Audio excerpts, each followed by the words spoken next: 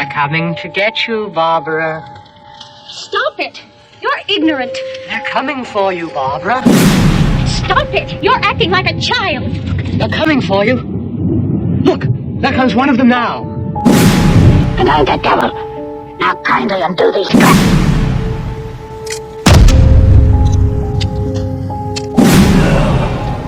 No. But you doubted me. I'm sorry, I have to go. No need to leave yet.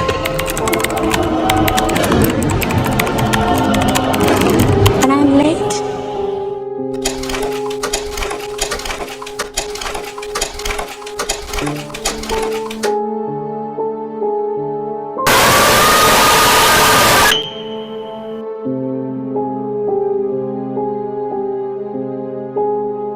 El cine de terror tiene sus filmes predilectos, aquellos que se han ganado un lugar en la memoria colectiva. Todo gracias a las actuaciones de sus protagónicos. I'll kill you all. I'll drive you crazy. I'll kill you.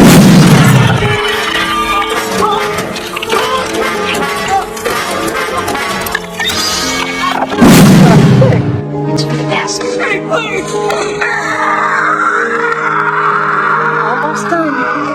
Just one more.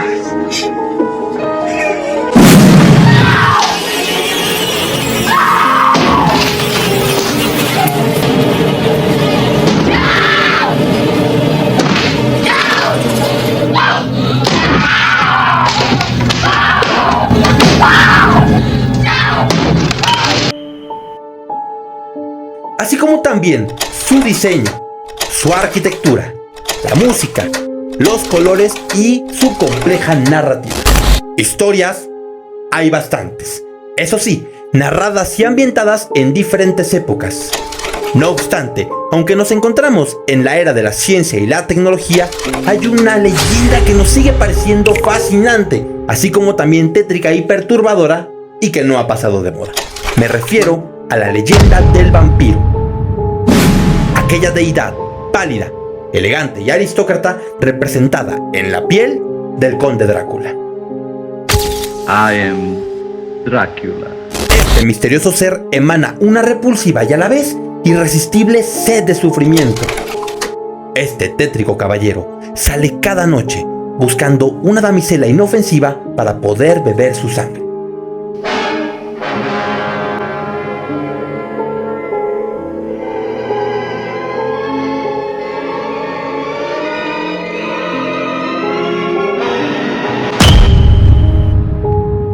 Bienvenidos a este subprograma Geek and Freak 91, en la sección Arquitectura del Horror.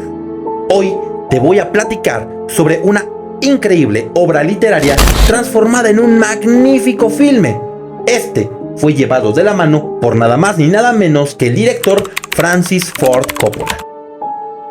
Prepárate porque no solo vamos a analizar la historia, el contexto y la imponente arquitectura, sino también los paralelismos artísticos y pictóricos referenciados a través del mobiliario, la paleta de colores, la vestimenta, la música y sobre todo las imponentes actuaciones de este éxito cinematográfico que cautivó a toda una generación a finales del siglo XX.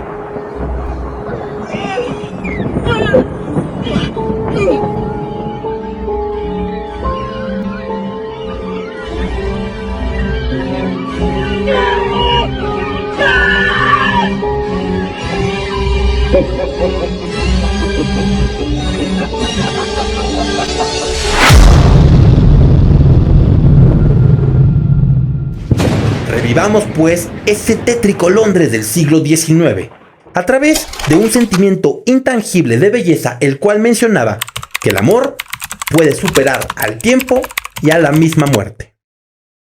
Sin más por mencionar, quédate que te platicaré de este maravilloso libro titulado Drácula, del autor Bram Stoker. Iniciamos.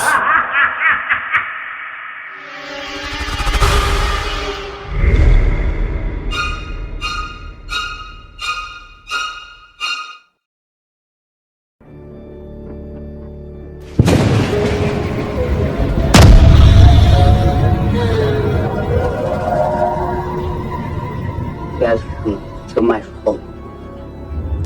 Esta increíble novela surgió de la creatividad del escritor Bram Stoker por allá de 1897. Vaya, el sujeto buscaba contar la historia del empalador rumano Vlad Tepes y, ¿por qué no?, mezclarla con otro personaje de la historia, aquella asesina serial, una de las más prolíficas y tenebrosas de la historia. Me refiero a Elizabeth Bathory, la condesa sangrienta de quien ya te hablé en videos pasados. Esta narrativa, destinada a ser un éxito rotundo, era una oda a los romances prohibidos, al horror y a la sensualidad. Lamentablemente, Stoker no pudo presenciar esto, pues falleció antes de que su libro tuviese algo de relevancia. Esto se logró a principios del siglo XX. Aquí ya la cinematografía estaba agarrando vuelo. Obviamente el horror era un género, el cual muchas personas consumían, y por ende las historias de vampiros no se quedaban atrás.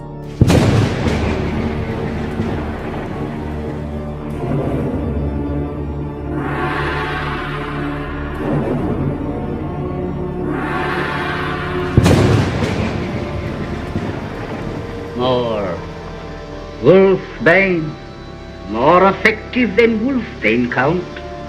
Indeed.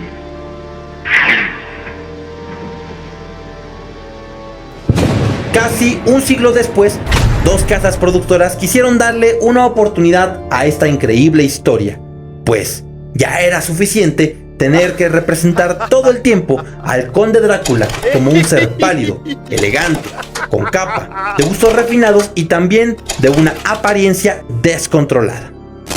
Fue así como la Columbia Pictures se alió con otra empresa llamada American Zoetrope.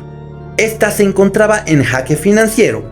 Pues bien, su líder, un joven Francis Ford Coppola, se encontraba al borde de la quiebra. Sin embargo, a estos no les tembló la mano y decidieron invertir $40 milloncitos. Todo esto para que al final del estreno recaudara ni nada más ni nada menos que la cuantiosa cantidad de $215 millones. Nadie podía creer. Habían quintuplicado su inversión. Todo esto logró que Ford Coppola se posicionara como uno de los directores más representativos de los años 90 y también catapultó y consolidó las carreras de Gary Oldman, Winona Ryder, Keanu Reeves y el legendario Anthony Hopkins. Te preguntarás, ¿por qué tanta fascinación en las historias de vampiros si ya hay bastantes en el catálogo del horror? Deja que te ponga un poco en contexto. La película cuenta la historia del temible empalador rumano, aquel que tras regresar del campo de batalla encuentra muerta a su amada Elisabetta. Todo esto hace que el hombre repudie a Dios y reniegue de su fe, condenándose al mismísimo infierno y también exiliándose de la misma muerte para beber por la eternidad la sangre humana.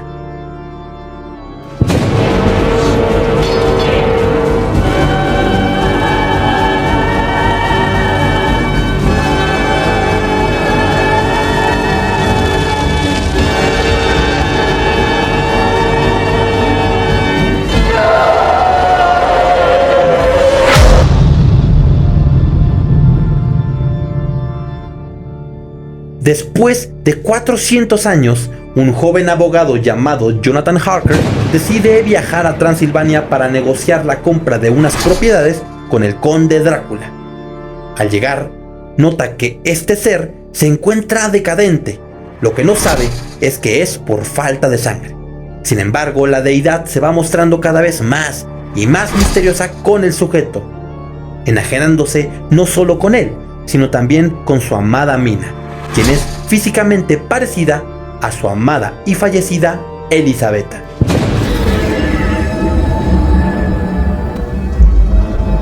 The luckiest man who walks on this earth is the one who finds true love. You found Mina. I thought she was lost. We're to be married as soon as I return. Are you married, Count? Sir? Are you married? He was married. Ages ago, it seems.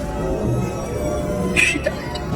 Es aquí cuando el Drácula, apoyado de 3 entidades femeninas que más bien son la fiel representación de los súcubos, deciden retener contra su voluntad al abogado, encerrándolo en el castillo y bebiendo de su sangre, mientras el conde viaja en un barco escondido entre las cajas de tierra de Transilvania que se transportaban hacia Londres, todo con la finalidad de conocer a la joven Mina.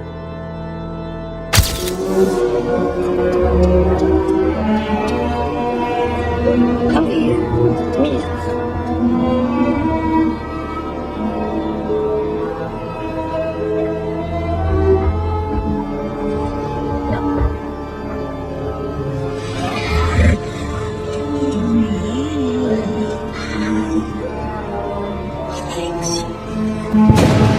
Te preguntarás, ¿cuál es la finalidad de estas cajas?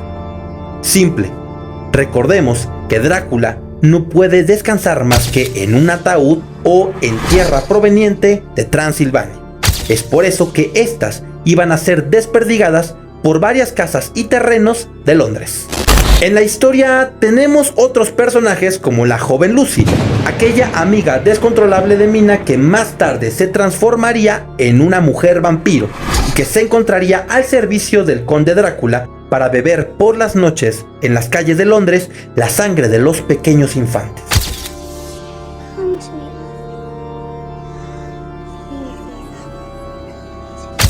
También conocemos al pretendiente de Lucy, Quincy Morris, y por ende al icónico Dr. Abraham Van Helsing.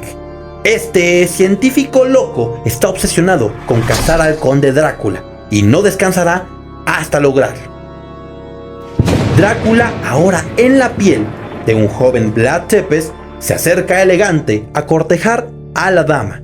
Sin embargo, no contaba con que Harker escaparía del castillo y se refugiaría en un convento para después ser buscado por nada más y nada menos que Mina, con quien después contrae nupcias.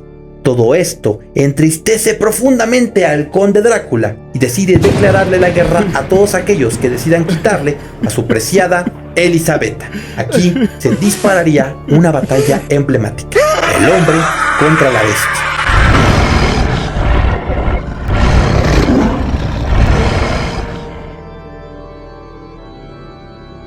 Esta película logra cambiar el concepto femenino que ya se venía arrastrando en años pasados. La mítica novela había sido llevada al cine representando a la mujer como aquella fémina virginal, aterrada y que sucumbía ante los deseos y caprichos del conde Drácula. Ahora todo eso se borraba de la pizarra y en su lugar teníamos a una mujer empoderada, virtuosa, agresiva y, ¿por qué no?, deseante y sensual. Por si fuera poco, esta increíble narrativa nos traslada a aquellos elementos que hicieron de este filme un gran clásico. Me refiero a la tragedia, el amor, el romance, la sensualidad, el egoísmo y sobre todo el deseo sexual. Como dato curioso, déjame decirte que Coppola hizo que todos aquellos que audicionaron para los roles protagónicos leyeran durante 2 días completos no solo la novela de Bram Stoker, sino también el guión adaptado del escritor James B. Hart. Todo esto para poder sentir la esencia del mismísimo conde Drácula y, de alguna forma, rendirle un homenaje al fallecido escritor.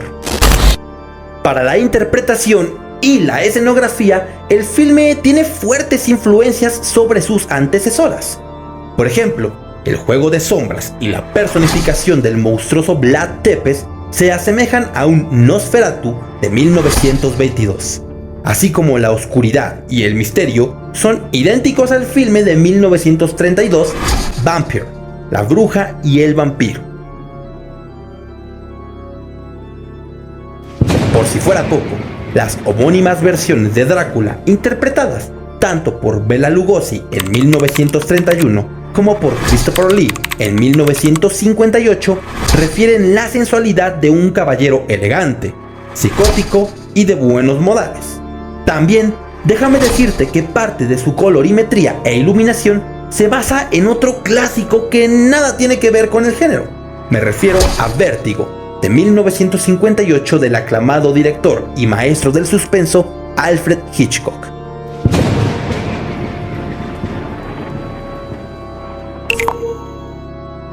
Mientras Vértigo resalta una idea hitchcockiana, donde la fotografía en color es el colmo de la pintura figurativa, Drácula de Bram Stoker nos muestra un referente algo fantasioso.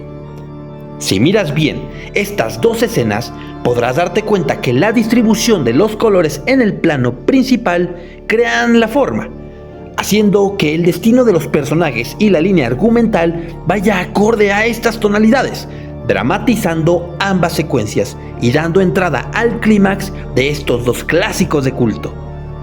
El resultado de ambas tomas cinematográficas es el elemento principal de la trama, la tragedia misma.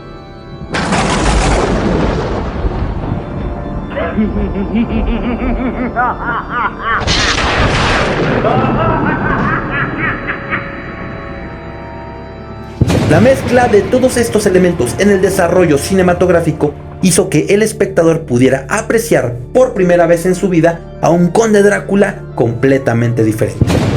Aquella entidad con fuerza sobrehumana, un ser etéreo, capaz de manipular masas y rejuvenecer a su antojo, así como también adoptar otro tipo de formas, tales como el humo, animales desconocidos y sobre todo una apariencia juvenil y elegante.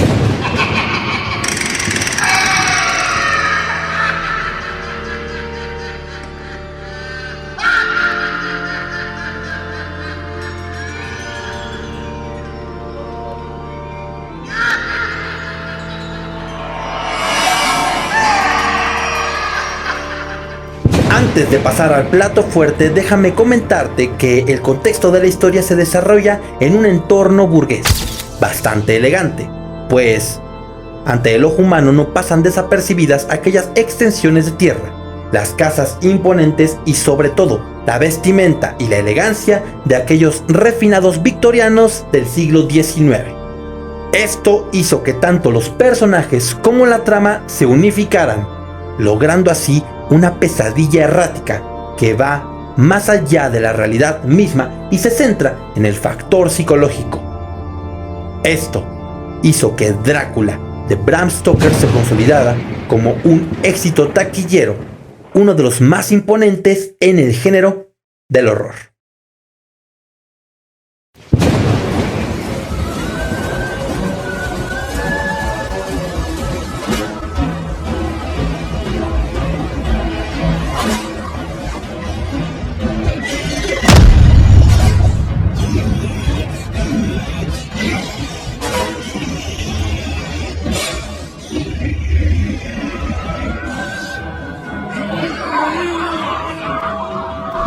La influencia de esta reliquia surge del cine mudo y del expresionismo alemán, pues en toda la película podemos ser conscientes de cómo el romanticismo palpita a flor de piel y también se hace presente la arquitectura islámica, la cual nos traslada a una atmósfera lúgubre y gótica. Esto es trasladado a papel gracias al legendario Mike Mignola, aquel generador de storyboards que también fue responsable de las ilustraciones de Hellboy y Blade. Si analizamos el entorno, podremos descubrir que Ford Coppola se basó en 3 sedes principales para el desarrollo del contexto de la historia. El primero se sitúa en un Londres industrial. El segundo en la Transilvania gótica, lúgubre y oscura. Y por último, en el castillo del conde Drácula. Aquel lugar que está lejos de toda lógica cinematográfica y que funciona como centro de la historia. Sin embargo, déjame platicarte un poco sobre cada uno de ellos. Por un lado, Londres es representado como un ambiente industrial.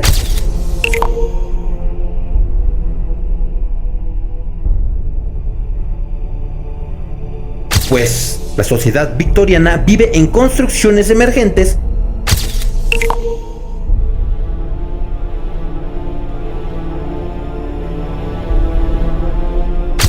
y por ende se rodean del material predominante que es el hierro.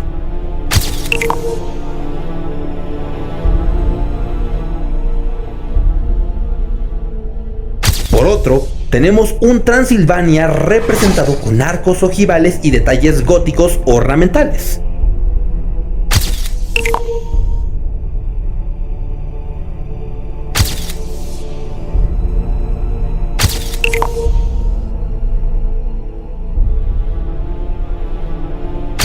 Estos resaltan la oscuridad y los espacios imponentes, fríos y vacíos a través de la roca, elemento que resalta de la escenografía del lugar. Por último, mencionemos el castillo, el lugar de descanso del conde Drácula. Este es representado por espacios altos,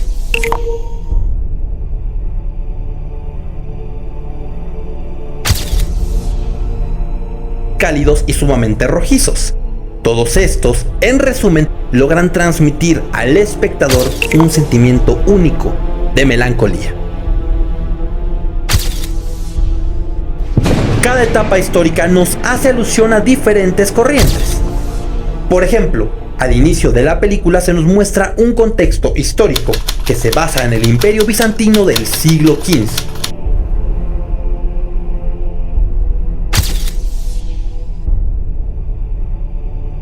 Por otro, nos enamoramos por completo del arte prerrafaelista, aquel que se carga de potencia con el uso del vestuario, el mobiliario, los marcos de color y sobre todo la arquitectura imponente.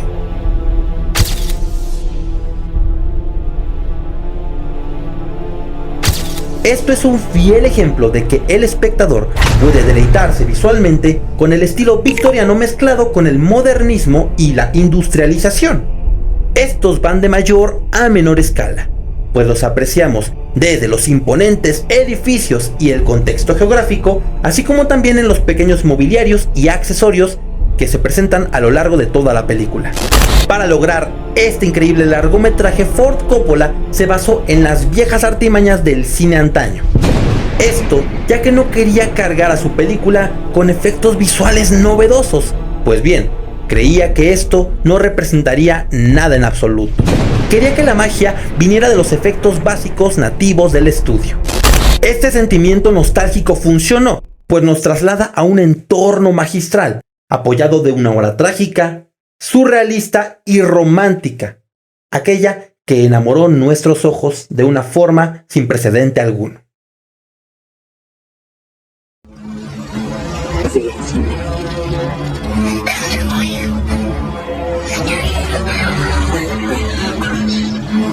Oceans of time.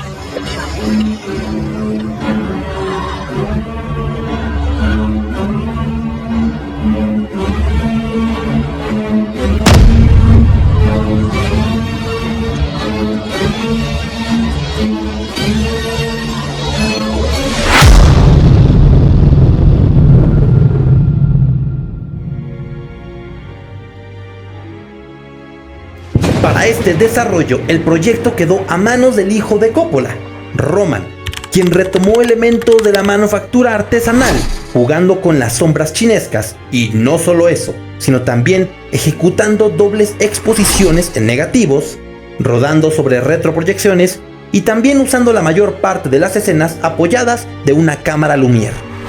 En su caso, la iluminación y los efectos visuales fueron explotados con apoyo de las tomas fotográficas. Por ejemplo, en el interior del castillo se resaltan los planos cenitales.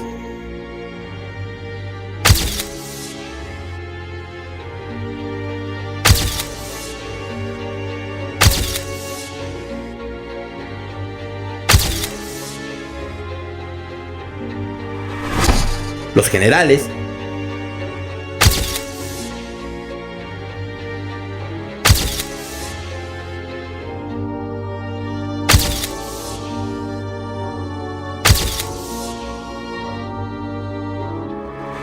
y los de primer plano.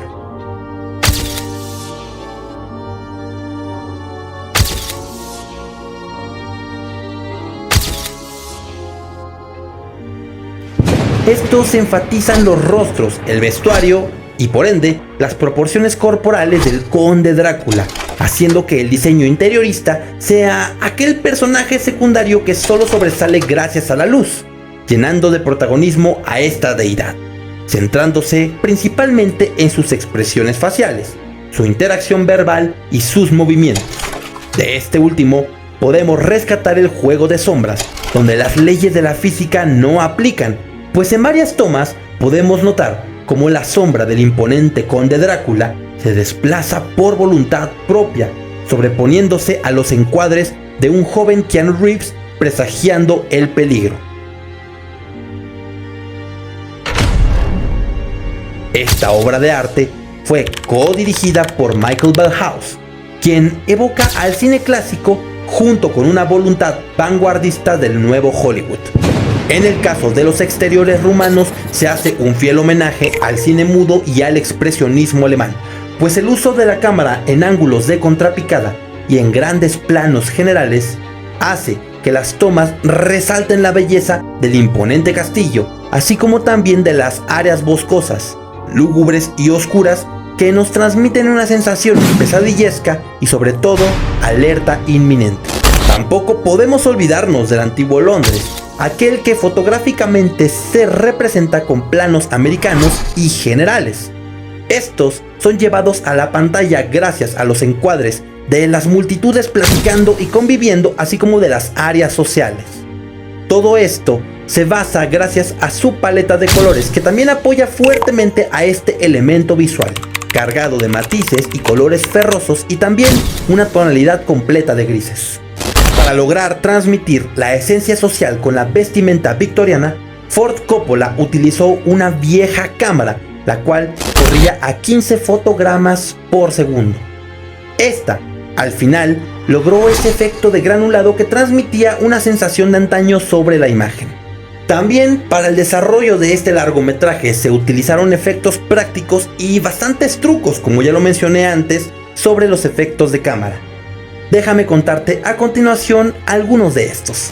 El primero, la reproducción de las escenas en reversa para dar un efecto tétrico e inquietante.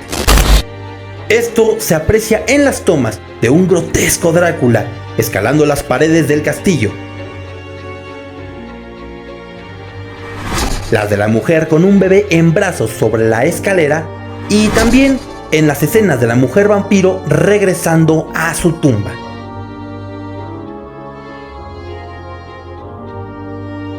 Tampoco podemos olvidar la creación de las maquetas.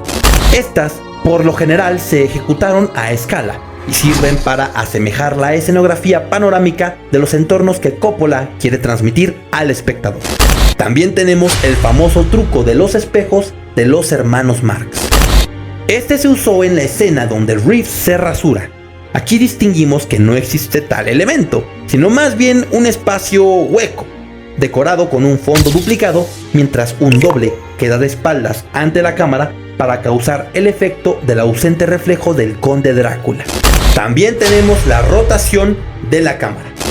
Esta provoca un efecto antigravedad y la apreciamos cuando el abogado Harker logra escapar del castillo. Tampoco podemos olvidar la mezcla de varias filmaciones y su unificación en un mismo plano. Un ejemplo de ello es cuando el abogado Harker llega al castillo. Aquí vemos a las ratas caminando al revés sobre las vigas.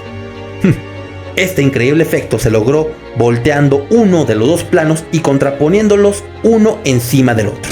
Por último, no podemos olvidarnos de aquel manejo increíble de la cámara, aquellos que representan movimientos en primera persona. Los efectos de cámara son en algunos casos agresivos y enfocados a representar el acecho, enfocando las paredes, las escaleras y sobre todo las circulaciones que llevan al castillo.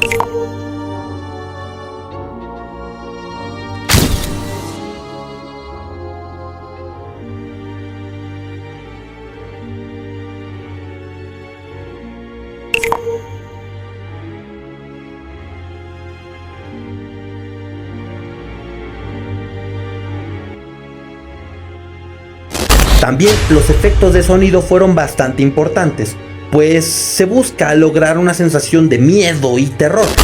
Esto lo vemos representado en las tomas que se hacen a Gary Oldman hablando de forma tétrica como el conde Drácula.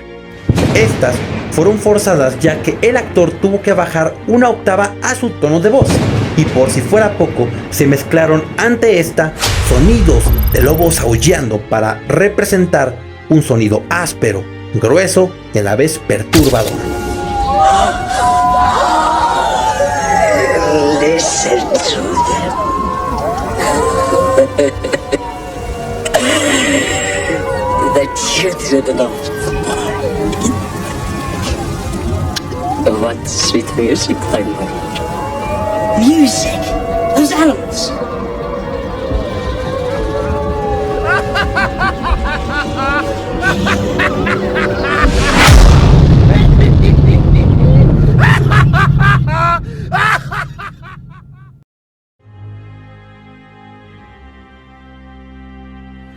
Safer than the circle. I'm not closer. I'm not closer to them. You're outside.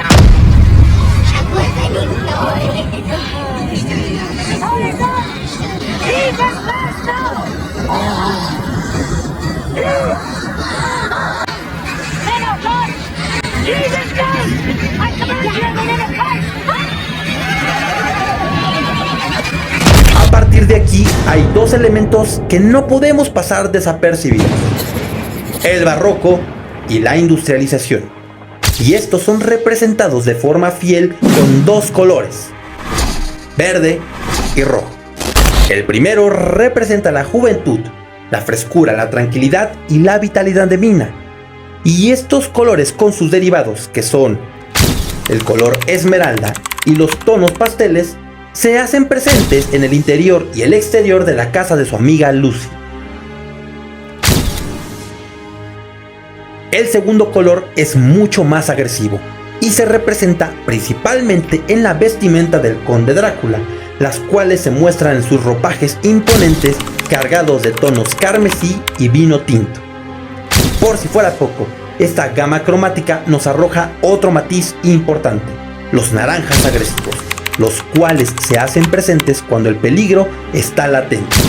La actuación de Gary Oldman es magistral por donde quiera que se le mire, y por si fuera poco, este color suele resaltar los cambios dramáticos que el actor le brinda al personaje a través de los efectos y los trucos de cámara.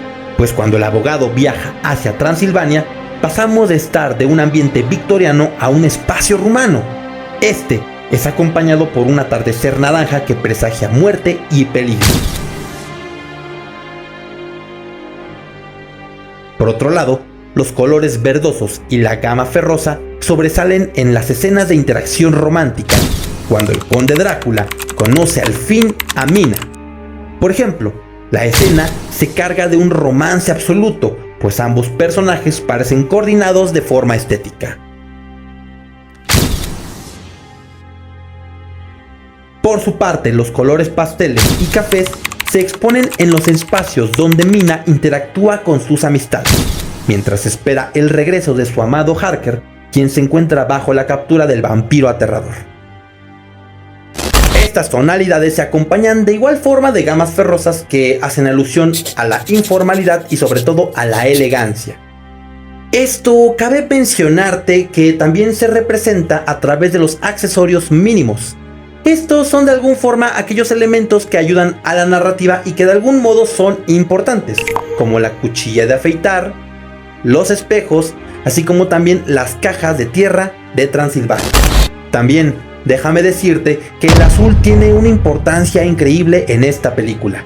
Por ejemplo, cuando hablamos de azules claros, vemos que estos por lo general se mezclan con los verdes acuosos. Estos transmiten un sentimiento de paz y tranquilidad, que se da cuando Mina se encuentra platicando con su amiga Lucy.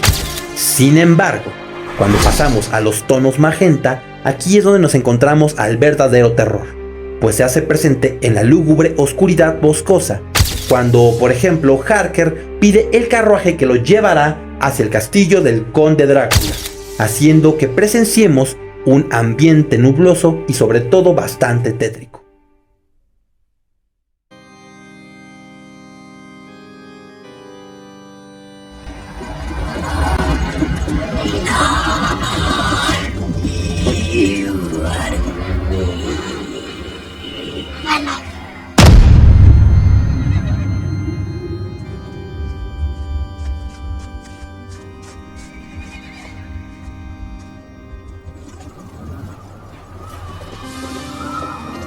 pressing against the sunset. Maybe too late. Tampoco no podríamos olvidarnos de aquel imponente diseño de interiores, el cual se representa con dos importantes elementos: el mobiliario y los accesorios, que son de alguna forma una mezcla de varias corrientes que a continuación te voy a explicar. La corriente modernista se hace presente en aquellos elementos los cuales son enfocados de forma directa por la cámara, como por ejemplo el aparato de transfusión de sangre, así como también la máquina de escribir, el dictófono y el gramófono. La corriente prerrafaelista, por el contrario, hace alusión a los motivos medievales, así como también a la iluminación natural y a los entornos vegetales. Por su parte, el estilo victoriano causa en el espectador una sobrecarga visual, pues aquí los elementos son más grandes e imponentes, que se encuentran tallados de alguna forma a mano y que se mezclan con la estructura barroca. Por ejemplo, tenemos los burós, las puertas o las imponentes cabeceras de las camas.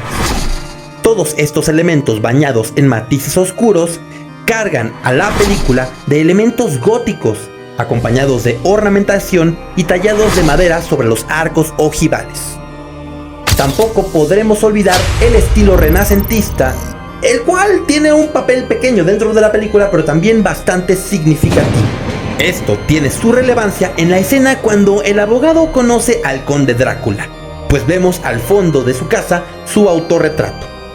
Este es extraído del año 1498, pues en la vida real este representa al artista Alberto Durero, solo que con la cara fotomontada de un joven Gary Oldman.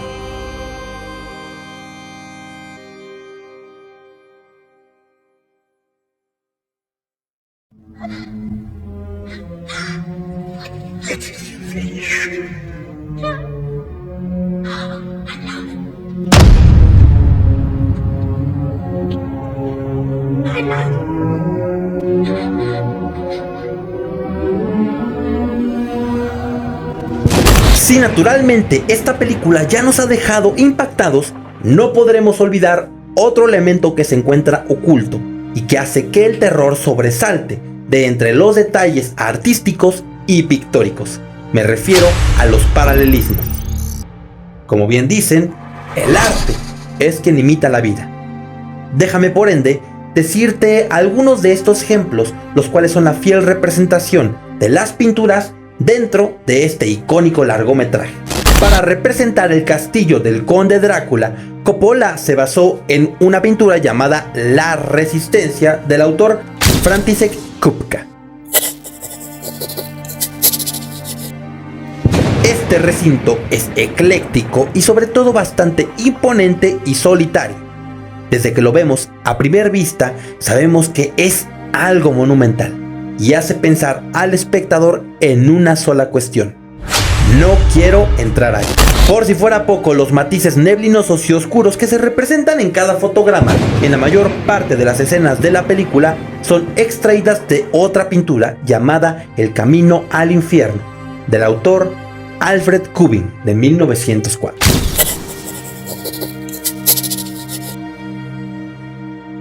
También el vestuario como recurso indispensable no se queda atrás, pues este hace un juego excelso con las actuaciones y sobre todo con las escenografías de cada fotograma. La responsable de todas estas creaciones de la mano de Coppola fue la diseñadora Eiko Ishioka, quien se basó fundamentalmente en diferentes corrientes artísticas, culturales y sobre todo en diferentes épocas. Por ejemplo, tenemos este referente bizantino, isabelino, victoriano, modernista, así como también hace una pequeña alusión a la antigua Grecia y sobre todo a la cultura oriental. Con esto elaboró trajes inmensos, excéntricos e imponentes, los cuales contenían bordados ostentosos. A continuación te explicaré algunos de estos referentes. Para los ropajes de Elisabetta al inicio de la película, la escena fue inspirada en el retrato Ofelia de John Everett Millais. Pues además de la pose y el simbolismo que esta representa, tenemos un vestuario largo y aterciopelado con motivos vegetales. Sus bordados dorados en ico en la parte de enfrente asemejan a un dragón que, de alguna forma, representa a su amado Drácula. El arte bizantino también aparece en las secuencias iniciales, pues para recrear la época medieval se usan los colores dorados y saturados frente a la imagen humana del conde, que con su vestuario unifica el término hombre y bestia. Para ello, se diseñaron cascos y armaduras en forma de hombre lobo con carcasas rojizas, que nos brindan además una apariencia natural representada por la musculatura humana. Un fiel homenaje a las técnicas de empalamiento de Vlad Tepes. Esta cambia radicalmente cuando aparece un decrépito conde, pues ahora su vestimenta es extraña y surreal. Algo que llama la atención es el rojo que caracteriza su vestimenta oriental con simbolismos occidentales, representando la memoria de su fallecida Elisabetta. Las tomas realizadas a Gary Oldman, cabe destacar, son perfectas, pues la iluminación y los planos frontal y general juegan un papel importante en cómo se transmiten las emociones de esta deidad. Otra escena extraída del arte es la de Lucy y Mina. Su similitud con el cuadro The Rivals de James Jacques Tissot juega con tonos azulados y fríos en la indumentaria, remarcando la pureza y a la vez la lujuria.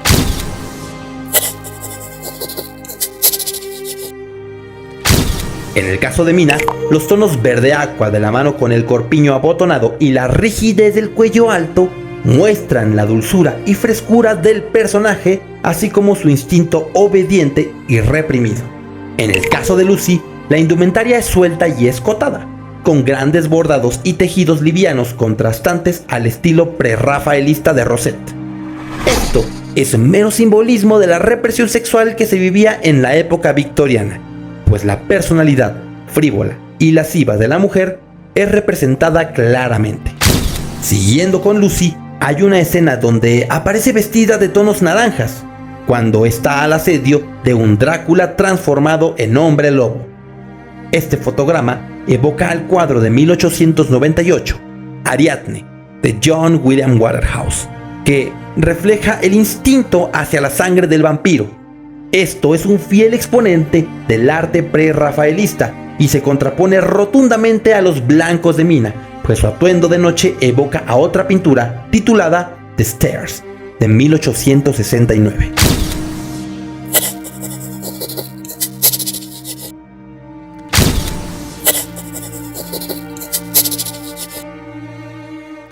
Hablando de la protagonista, hay otra escena donde la indumentaria cambia en ocasiones a un estilo sombrío y agresivo. En algunos casos, el vestido rojo evoca a un anciano Drácula.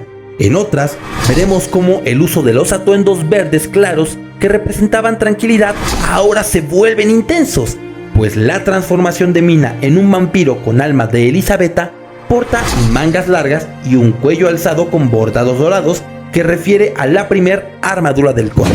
Podremos pasar horas y horas hablando de las diferentes corrientes artísticas que fueron de algún modo referentes en esta película. Sin embargo, quiero dedicar este espacio para hablar de la verdadera musa de Coppola.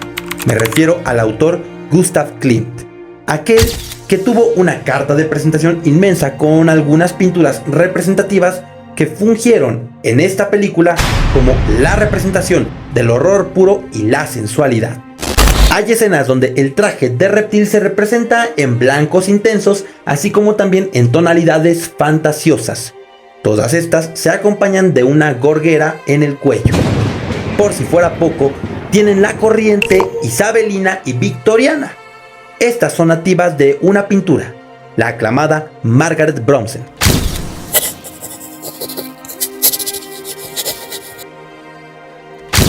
La gama cromática de estas dos corrientes es fría y cálida a la vez, pues el blanco resalta la pureza virginal de la expiación de Lucy. Esto contrasta con otra escena, cuando la vemos transformándose en un vampiro. La sensualidad referencia principalmente al cuadro Judith I.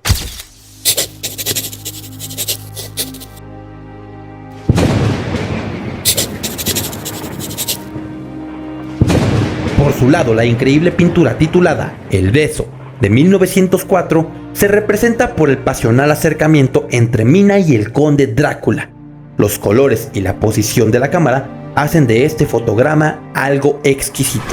Por último, me gustaría resaltar que el vestuario de Drácula, casi al final de la película, es un diseño romántico, clásico a finales del siglo XIX, pues porta 3 piezas de levita, pantalón y chaleco que son elegantes y a la vez representan a un dandy inglés. Por medio de esto, los tonos grises y coloridos se hacen presentes. Este diseño emerge de la obra pictórica Retrato de Adele Bloch-Bauer, de 1907. Como cereza del pastel, no está de más decir que la creatividad fílmica de este largometraje le valió a la película el ganar 3 Óscars. El primero por mejor vestimenta, el segundo mejor maquillaje y el tercero mejores efectos de sonido. Estos corrieron a cargo del compositor Kościelski Lab, quien se basó en otro compositor, James Bernard, aquel responsable de la icónica composición de Drácula representada por Christopher Lee. Si eres un fiel amante de aquellos clásicos del horror, te recomiendo ampliamente que veas esta película. Te garantizo que no te va a decepcionar. No esperes ver efectos tan elaborados y el uso de CGI, no, pues la magia de esta película corre gracias a los elementos básicos nativos de los orígenes del cine. Asimismo, estos cargan de potencia a la obra literaria de Bram Stoker. Homenajemos pues al increíble escritor, así como también al director Francis Ford Coppola, pues gracias a ellos tenemos en pantalla una obra magistral de la cinematografía. Esta nos enseña que la tristeza puede doblegar el ímpetu de la persona más sana emocionalmente y transformar de sus sentimientos de alegría y amor en odio puro. Por último, yo me despido no sin antes recordarte que esta fue una de las películas pioneras en representar al conde Drácula como una entidad con sentimientos, aquel que causa por amor todo un caos, pues la pérdida de su amada Elisabetta le caló hondo, tanto que perdió su fe y renegó del mismo Dios. Esta deidad pasará a la historia como uno de los referentes cinematográficos más importantes del séptimo arte. Y no solo eso, esta película nos enseña que el horror y el arte pueden convivir de la mano.